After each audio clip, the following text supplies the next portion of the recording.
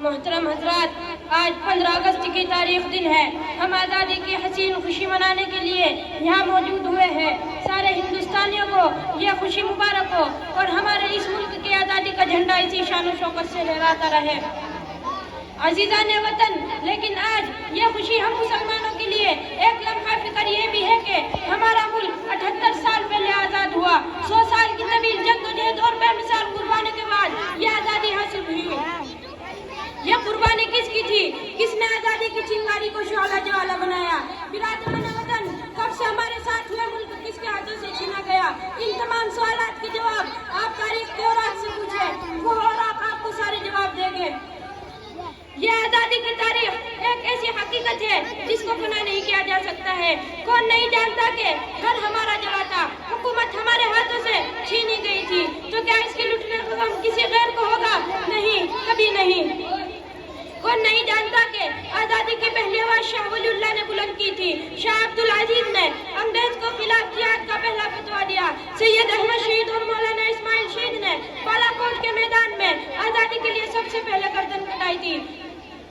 سراج الدولہ 1757 میں بنگال کی دھرتی پر پہلا خون کا نذرانہ پیش کیا۔ ٹیپو سلطان شہید نے میسور کی سرزمین کو پہلی دفعہ خون سے رنگین کیا۔ حضرت مہاجر مکری اور قاسم نانوتوی نے شاملی کے میدان اور دیوبند کی خونی مسجد کو اپنی حرارت نفسی سے گرم کیا۔ شیخ الہند نے ریشمی رومال کی تحریک چلائی اور مالٹا کی جیل میں اپنے جسم کو سڑایا۔ کوئی کیسے کہہ سکتا ہے کہ آزادی کی اس طویل جدوجہد میں کوئی برادران وطن ہمارے ساتھ تھا؟ اے تاریخ، تجھے بھی چیلنج ہے۔ اے تاریخ کا مذاق اڑانے والوں، تجھے بھی چیلنج ہے۔ اے مسلمانوں کی قربانی کو انکار کرنے والوں، تجھے بھی چیلنج ہے۔ اے جمہوریت کا خون کرنے والوں، تجھے بھی چیلنج ہے۔ اگر تمہارے پاس اس حقیقت کو جھٹلانے کے لیے کوئی دلیل ہے تو پیش کرو۔ ایک مورخ کا یہ قول کتنا صحیح ہے کہ اگر ہمارا ملک 1919 سے پہلے آزاد ہوتا تو ہمارے برادران وطن کو زرارت میں آنے اور حکومت سنبھالنے کا خیال تک نہ آتا۔ لیکن افسوس، پھر بھی کہتے ہیں کہ ہم سے اہل چمن، یہ چمن ہے ہمارا تمہارا نہیں۔ عزیزان وطن، اور اگر آپ قریب ہی کی تاریخ کو جان کر دیکھو تو ہمارے مسلم لیڈر ہی تحریک آزادی کے سلسلے اور کارروائیت کے سپاہ سالار نظر آتے ہیں۔ مولانا محمد علی جوہر کون تھے؟ مولانا کی ذات ناواقف ہے۔ شیخ الاسلام مولانا مدنی کے علاوہ سینکڑوں ایسے سلسلے اور علماء اکرام جنہوں نے اس جنگ کی قیادت کی